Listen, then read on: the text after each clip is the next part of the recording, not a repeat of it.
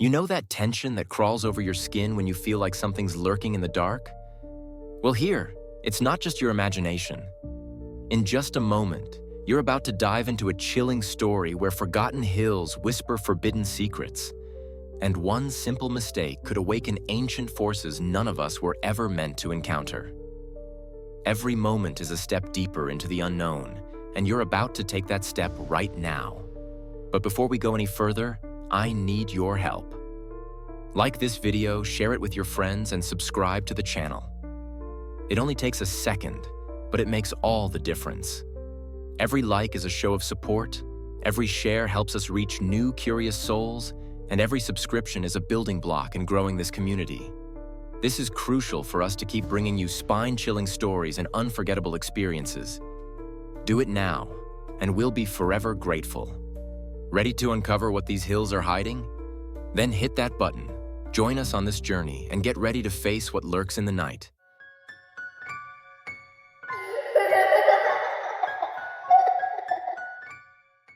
I never thought a simple message in the group chat could mark the beginning of something so unsettling. How about exploring the forgotten hills? Read the text from Dan, my longtime friend. It was classic Dan, always coming up with spontaneous adventures, that infectious energy of his making it almost impossible to say no. The idea seemed harmless enough, a weekend camping trip to unwind and escape the stress of daily life. But as I read those words, a chill ran down my spine, one I couldn't quite explain. Maybe it was the faint memories of my grandmother's stories about those hills, filled with secrets no one dared to uncover. The group responded with excitement, and the plans came together quickly. Yet the unease lingered. Why, of all places, had Dan chosen that one? He'd never been the type to pay attention to local rumors. Stories circulated about the hills. People claimed they felt watched when passing through, spoke of strange sounds at night, whispers among the trees, and even tales of people vanishing after venturing too far. Just stories, I told myself. And yet, there was something oddly casual about Dan's suggestion, like he wasn't telling us everything. But saying no? Not an option. Our friendship thrived on moments like these. Unexpected adventures and memories forged in the wake of impulsive decisions. So, with a mix of curiosity and nerves, I agreed. I packed my bag, convinced I was just overthinking things. After all, what could possibly go wrong? The hills turned out to be far more remote than any of us had expected. The dirt road twisted through towering, dense trees, narrowing with every mile. A thick mist clung to the air, and the sunlight filtering through the canopy cast restless, shifting shadows, almost as if the place was breathing. It wasn't long before our cell signals vanished entirely, leaving us completely disconnected from the world. We were on our own. When we finally parked, we were greeted by an eerie silence. Not the kind of peaceful quiet you'd expect from an isolated spot in nature. This was something else. Oppressive. There were no birds chirping, no rustling leaves carried by the breeze. Just a heavy, unnatural stillness that seemed to whisper we weren't welcome here. I glanced at Dan, leading the group with his usual excitement, seemingly oblivious to the strange weight of the place. His confidence was unshaken as he slung his backpack over his shoulder, ready to hit the trail. "Come on, guys, this is what we came for, right?" he said with a laugh, already marching ahead. The others followed without hesitation, their voices cutting through the silence with jokes and casual chatter. But something deep inside me urged caution. It was a strange, almost primal feeling, like the hills themselves were alive, watching us. Still, I brushed it off.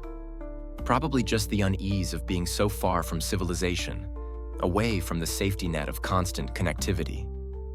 I took a deep breath and adjusted my backpack, forcing myself to fall in step with the group. Yet that oppressive silence lingered in my ears, like a whispered warning I couldn't quite shake.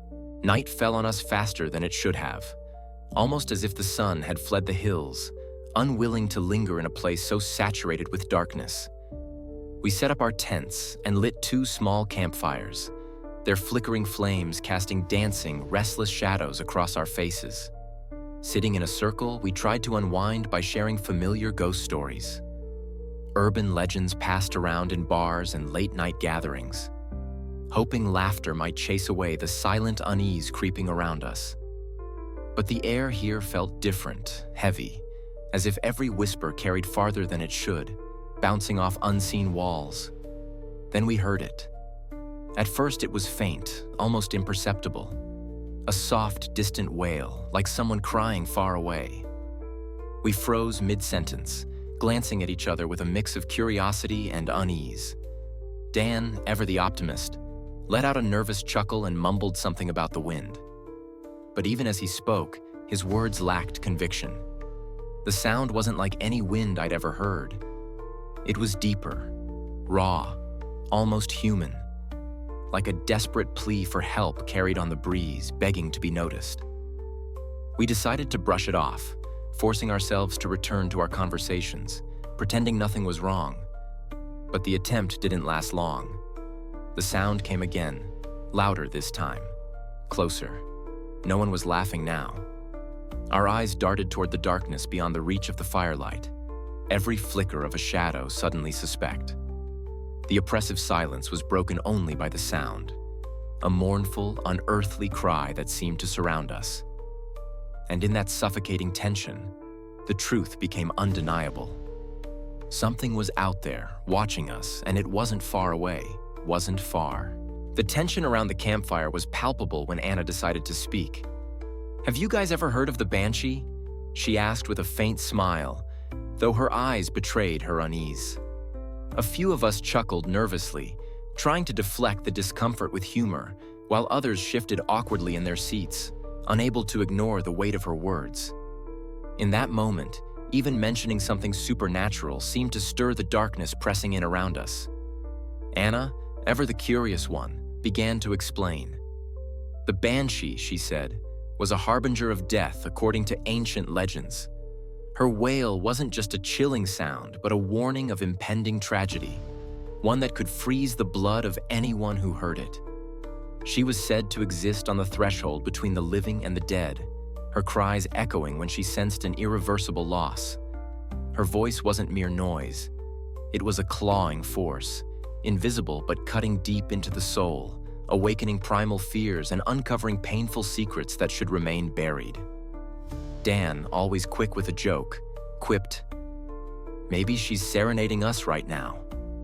His forced laughter echoed weakly, faltering as the silence reclaimed the campsite. The wind seemed to lose its nerve, and the warmth of the fire suddenly felt inadequate against the chill that crawled down our spines. Then, the wail returned. This time, it was louder, closer, wrapping around us like unseen arms. It wasn't something you could ignore. The sound was a presence, a weight pressing against our chests. No one dared laugh now. Our hearts raced in sync with the rising dread, and the message was clear. We were no longer alone. In an attempt to ease the tension, I volunteered to fetch more firewood. I walked a few meters beyond the campsite, my makeshift torch casting flickering light on the uneven ground, creating an unsettling dance of shadows. That's when I noticed something strange. Footprints. They weren't ours, and they didn't match any animal tracks I'd ever seen. They looked human, but the way they curved was wrong. Almost as if whoever made them walked on bent, unnatural limbs.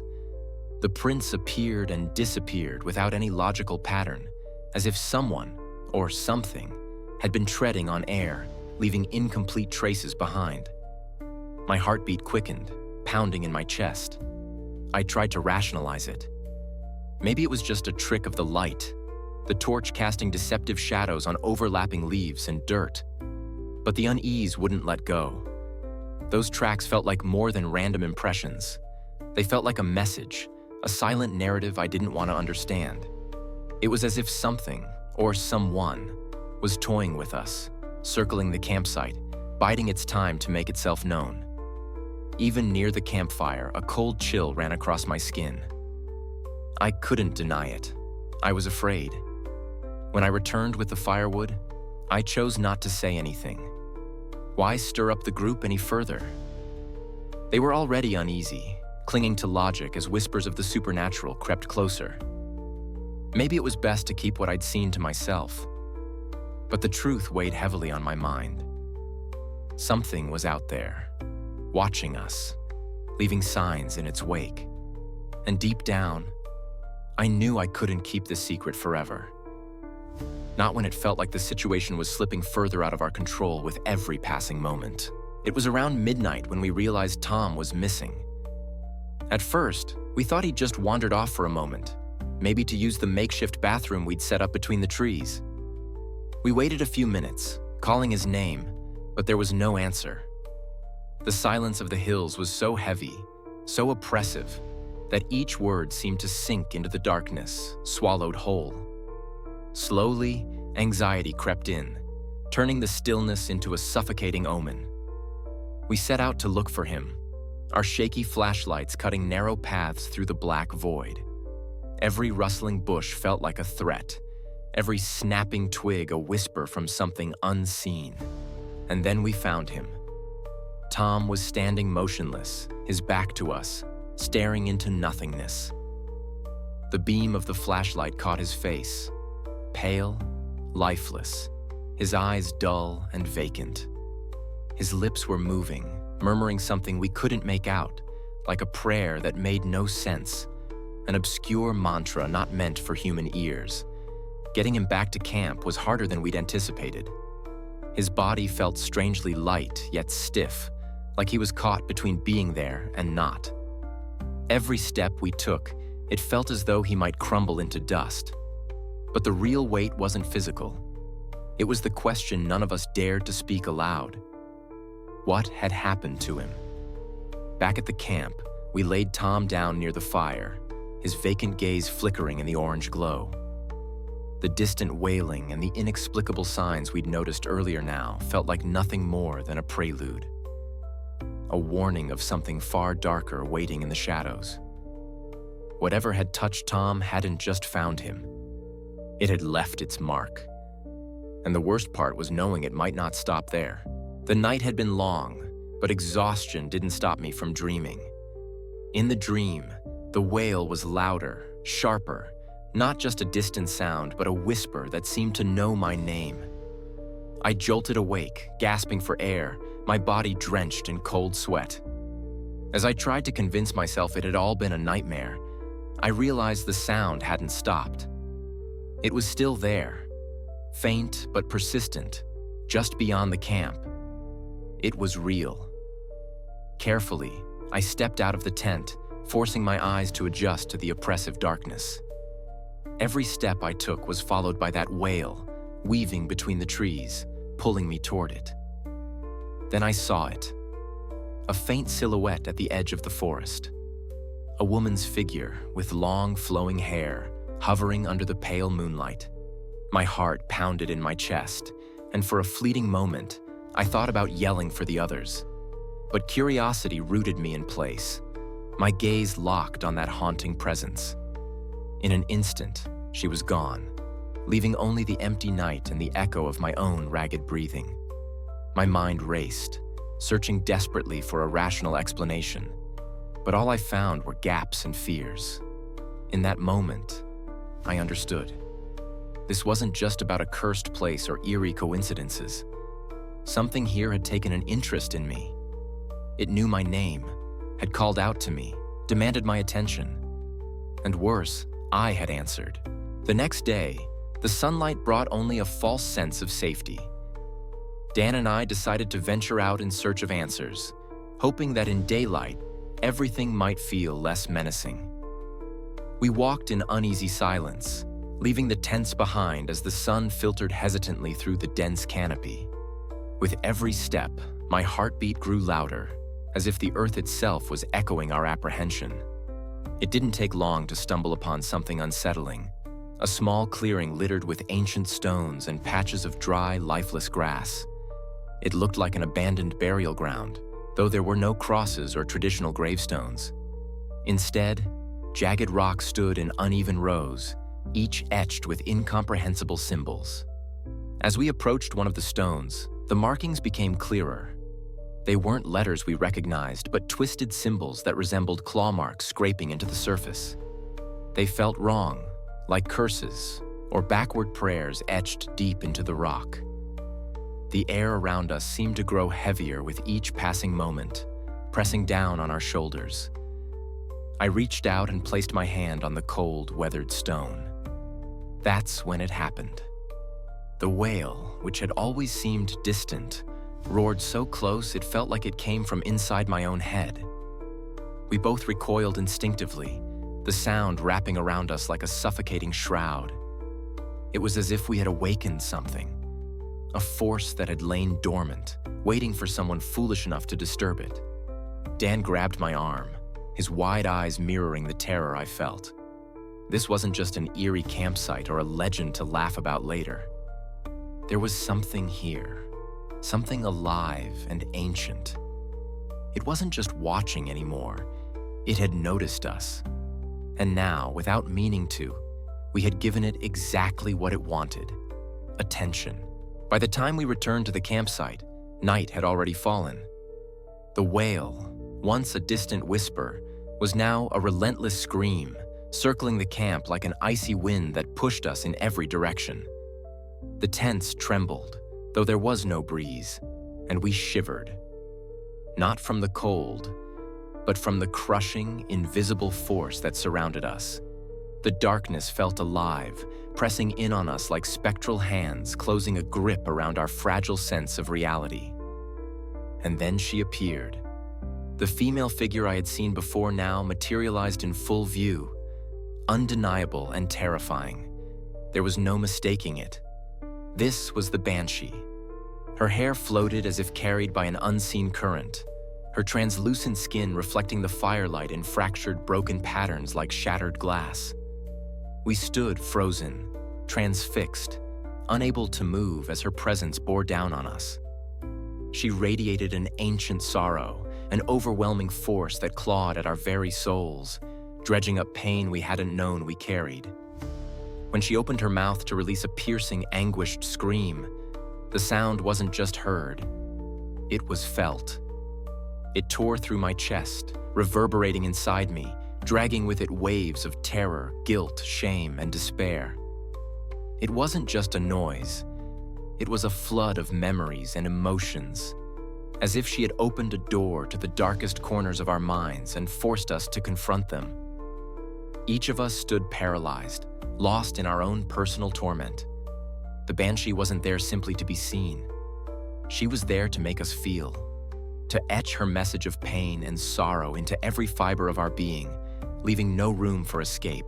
Something unseen, perhaps the very roots of that cursed land, seemed to anchor us in place. Tom, still catatonic, was incapable of even the smallest movement. Anna was curled up, her glassy eyes wide and unblinking, unable to form coherent words. Dan, ever defiant, shouted that we had to face the Banshee, that running would only ensure our deaths. But deep in some lucid corner of my mind, I knew staying meant surrendering to the power that was already tearing us apart from within. The decision fractured the group. Dan's shouts to hold our ground were hollow against the deafening wail ripping through the night. There was no time for logic, no chance for a calm debate, only raw instinct. I forced myself to act, summoning courage from reserves I didn't know I had. Grabbing my pack, I shook the others, pleading with them to move. "If we stay, we're not getting out alive," I urged, my voice trembling with fear, barely audible over the Banshee's anguished cry. I managed to rouse a few, pulling them from their frozen state. With shaking hands, we hauled Tom to his feet, his body limp and unresponsive, dragging him along as we began our retreat. Our steps were unsteady, driven more by sheer desperation than strength. We ran. The Banshee's scream followed us, echoing through the trees like a warped, cursed farewell. It chased us, growing louder and sharper, each note a reminder of the darkness that sought to consume us. It was as if she laughed at our feeble attempt to escape, taunting us with every step. But we didn't stop. We couldn't. Our legs moved on pure survival instinct, muscles burning, lungs aching, hearts pounding. Somewhere in the chaos, I made a silent vow. If there was even the slightest chance of escaping this place, I would cling to it with everything I had. The banshee could howl all she wanted. We would not stop until we had left her domain behind. Even after crossing out of the Forgotten Hills and leaving that cursed landscape behind, no visible scar could capture the depth of what had rooted itself in our minds. We survived, yes, but not intact. Tom spent weeks hospitalized, a hollow shell of the person we once knew, staring blankly at the sterile walls of his room, never uttering a word. The doctors called it trauma, but how could they possibly explain something so profoundly supernatural, so far beyond the reach of science? Anna withdrew completely, her once curious voice swallowed by the silence of memories she seemed desperate to bury. As for Dan and the others, they never came back. Some claimed to have seen them around the city, always in shadowy alleys, their eyes haunted, their smiles unnervingly twisted, as if something inside them had broken irreparably. Others believed they disappeared entirely, consumed by the night itself. Perhaps they wandered even farther into unknown hills, chasing answers they would never find. And me? I carry the weight of that experience like a stone on my back. The wail we heard still echoes in my nightmares, clawing at the edges of my sanity. Sometimes, alone in my room, I feel an invisible gaze fixed on me, as though something is still watching, still judging, its patience endless. The truth is, none of us walked away unscathed. The banshee's presence and the dark secrets of those hills didn't fade with the sunrise. They etched themselves into the shadows of our consciousness, a permanent reminder of the things in this world that defy explanation. There are nights when I wake up drenched in sweat, heart racing, the lingering impression of that haunting cry still vibrating in my ears. It's as if the wail waits for me in the depths of my mind, coiled and ready to remind me that no matter how far I go, no matter how much time passes, I will never truly escape what we endured. If you ever hear stories about the Forgotten Hills or other supernatural places, my advice is simple. Stay away. Don't try to uncover what lies there, and don't challenge the dark silence that cloaks every stone and twisted tree. The banshee is not just a tale whispered to scare children. Her wail does more than frighten. It warns against secrets that should remain buried. Those voices you hear, they aren't empty echoes. They're omens, snares for the curious who dare to step beyond the boundaries of the unknown. There are borders in this world that were never meant to be crossed, thresholds that should stay closed. And once you've opened a door like that, there's no shutting it again. That place is a black hole of memories and pain, sucking the sanity and hope out of anyone who ventures too far into its grasp. No matter how strong your will or rationality, the cry of that creature will find its way to the deepest parts of your soul, dredging up dormant nightmares and carving them into your very core. Some things are meant to be left alone. Heed this warning. The Forgotten Hills hold no answers, only shadows of despair waiting to claim another victim. Now that you've heard every chilling detail of this dark experience, one question lingers. How far would you go for the truth?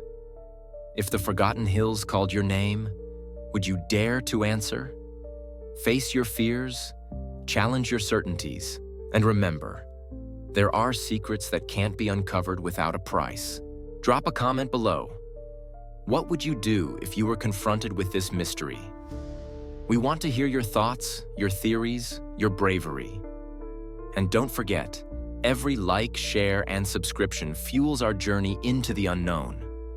This small action takes only a moment, but it ensures we can keep exploring these forbidden realms. Subscribe now, become part of this fearless and curious community, and get ready for more stories that will push the boundaries of your imagination. The darkness still holds many secrets, and together, we'll uncover them, one terrifying tale at a time.